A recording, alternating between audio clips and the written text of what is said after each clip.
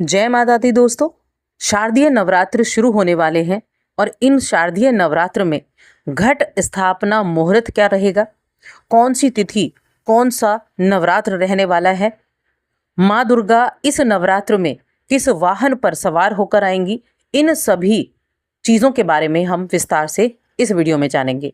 जय माता दी दोस्तों, आप सभी का स्वागत है हमारे यूट्यूब चैनल अमृता एस्ट्रो में।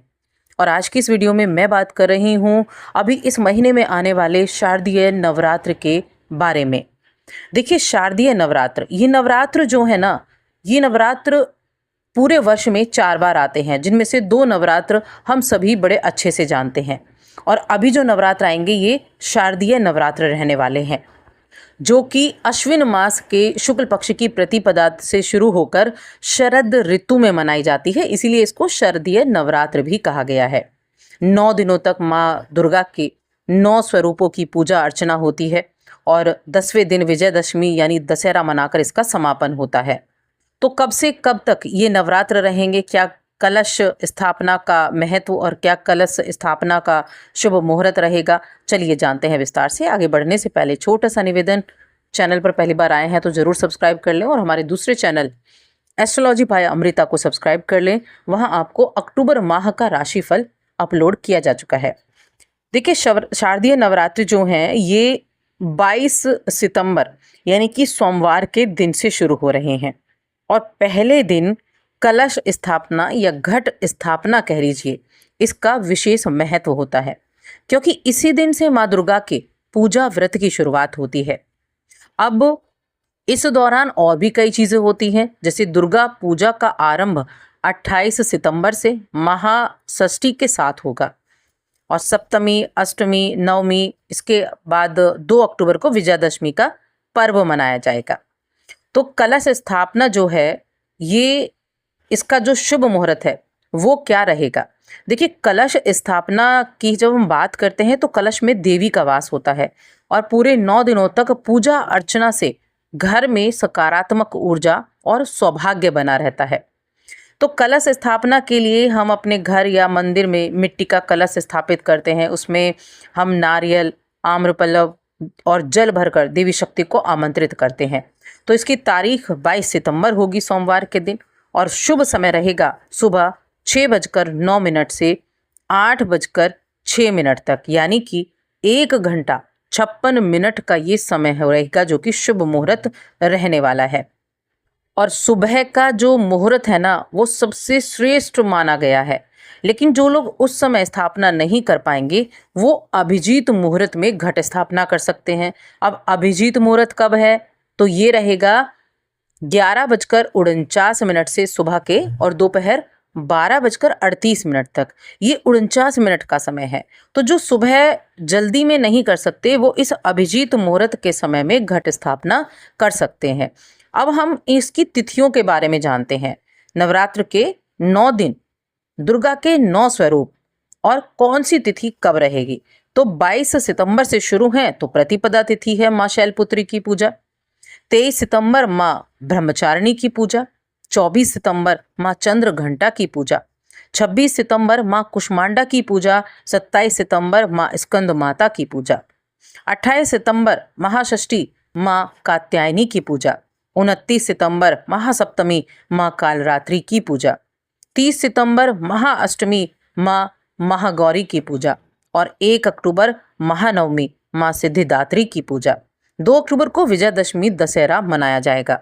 यानी पूरे 9 दिनों तक चलने वाला है ये माँ दुर्गा के 9 दिनों का पर्व। कभी कभी एक ही दिन में 2 तिथि आ जाती हैं तो ये घटकर कम हो जाता है, लेकिन ये इस बार पूरे 9 दिनों तक मनाई जाएगी। अब किस वाहन पर माँ दुर्गा बैठकर आने वाली हैं, तो देखिए, हर नवरात्रि में माता रानी अलग अलग वाहन पर सवार होकर पृथ्वी पर आती हैं और अब माँ दुर्गा हाथी पर सवार होकर पधारेंगी।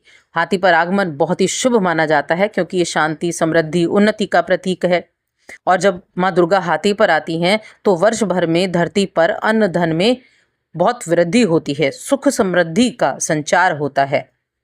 अब हम जानेंगे कि इस नवरात्रि में आपको क्या खाना चाहिए और क्या नहीं खाना चाहिए। तो देखिए, जो व्रत रखते हैं उनके लिए तो है ही कि जो लोग पूरे विधि विधान से व्रत कर रहे हैं तो वो सात्विक आहार अन्न से दूर है। लेकिन इस नवरात्रि के दौरान जो लोग व्रत नहीं रखते हैं वो भी सात्विक आहार ही अपनाएं तो बहुत ही शुभ होता है। प्याज और लहसुन से दूरी बनाकर रखें, अपने भोजन की सीमा तय करके रखें, मसाले और तेल का चुनाव अच्छे से रखें और दैनिक पूजा पाठ का पालन करें। नशे से दूर रहें, नकारात्मक आदतों से दूर रहें। जब आप इन सभी चीज़ों का पालन करते हैं तो ये नवरात्रि आपके लिए भी बहुत खास हो जाते हैं। जो लोग व्रत नहीं करते, जो लोग व्रत करते हैं उनको तो सारी चीज़ें पता हैं कि फलाहार रहते हैं वो, और आंशिक व्रत भी रहते हैं। कुछ व्यक्ति जो पूरी तरह से नहीं कर सकते हैं वो दिन में एक बार भोजन करना, बाकी समय फल या दूध का सेवन करना, ऐसी चीज़ों के साथ भी व्रत किया जाता है। या फिर कुट्टू का आटा, सिंघाड़ा या फिर राजगिरा, इनके बने हुए जो चीज़ें हैं उनको भी खाकर अपने व्रत का पालन किया जाता है। लेकिन एक चीज़ मैं ज़रूर कहना चाहूँगी, जो भी इस नवरात्र का व्रत रखते हैं या कोई भी व्रत रखते हैं उस समय आपको पैकेज्ड और प्रोसेस्ड फूड से परहेज करना चाहिए, क्योंकि ये जो है ना ये शुद्धता को बिगाड़ देते हैं। इसीलिए घर में बने ताजे और घर में बने भोजन का ही इस्तेमाल करना, सेवन करना आपके लिए उचित रहता है। और दैनिक पूजा पाठ का पालन भी आपको विधि विधान से करना चाहिए। सुबह स्नान करके माँ दुर्गा की पूजा करें, दीप जलाएं, उनके मंत्रों का जप करें, आरती करें। दिन भर सकारात्मक सोच बनाए रखना, ये असली व्रत होता है। देखिए इस दौरान ना बहुत से ऐसे उपाय किए जाते हैं जो माँ दुर्गा को प्रसन्न करने के लिए अच्छे होते हैं, और माँ दुर्गा 9 दिनों तक पृथ्वी पर वास करती हैं। तो जो सबसे अच्छे उपाय हैं, एक तो दुर्गा चालीसा का उपाय है कि आप प्रतिदिन दुर्गा चालीसा पढ़ें। इन 9 दिनों में व्रत रखते हैं तब भी और व्रत नहीं रखते हैं तब भी आप एक नियम बना लें कि आपको प्रतिदिन 11 बार दुर्गा चालीसा का पाठ करना ही करना है। तो दुर्गा चालीसा का पाठ आप कर सकते हैं, और अगर बहुत अच्छे से आप पूजा पाठ करना चाहते हैं तो आप दुर्गा सप्तशती का पाठ इन 9 दिनों में पूरा कर सकते हैं। थोड़ा थोड़ा आप पाठ करना शुरू करें। दुर्गा सप्तशती का पाठ बहुत ही उत्तम माना गया है, और नवरात्र में जब आप करते हैं तो कहीं ना कहीं माँ दुर्गा का आशीर्वाद आपको प्राप्त होता है। और जब आप इस व्रत का समापन करते हैं तो कन्या पूजन नवमी के दिन किया जाता है। कुछ जगहों पर अष्टमी के दिन भी कन्या पूजन किया जाता है। तो छोटी कन्याएं, जो 10 साल से नीचे की कन्याएं हैं, उनको भोजन कराकर, उपहार देकर इस व्रत का समापन किया जाता है। तो इस नवरात्र में आप भी पूरे विधि विधान के साथ माँ दुर्गा को प्रसन्न करने का कार्य कर सकते हैं। अपने सेहत के हिसाब से आप व्रत रखकर माँ दुर्गा की आराधना कर सकते हैं। तो बस आज की इस वीडियो में इतना ही। वीडियो कैसी लगी हमें कमेंट करके ज़रूर बताएं।